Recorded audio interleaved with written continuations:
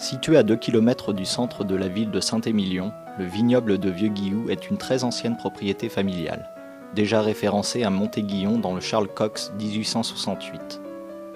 C'est une propriété d'environ 15 hectares, située principalement en appellation d'origine contrôlée Saint-Georges-Saint-Émilion, mais aussi en Saint-Émilion et Montagne Saint-Émilion. Saint-Georges-Saint-Émilion est une appellation au cœur du Saint-Émilionnais. Elle est parmi les plus petites appellations de France. Sise sur la commune de Montagne, jouxtant celle de Saint-Émilion, s'étend sur 200 hectares et 22 propriétaires la revendiquent. Le sol est principalement argilo-calcaire. Coteaux et plateaux perchés constituent ce cadre merveilleux exposé sud-sud-ouest face au village de Saint-Émilion.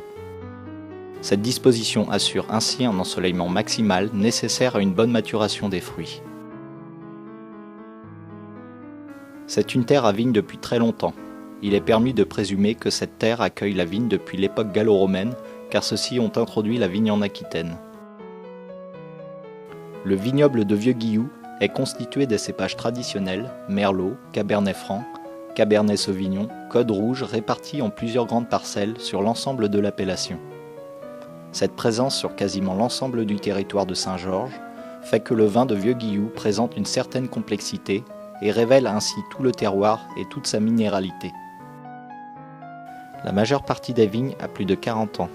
Quelques pieds de vigne plantés en 1882 et 1884 par leur arrière-grand-père sont toujours en production.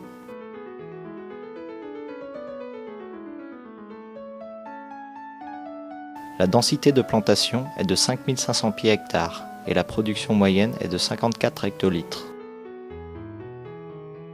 Le concept de ce château est de proposer un vin vieux de garde prêt à boire, élégant, souple, rond, fruité, aux tanins présents et soyeux.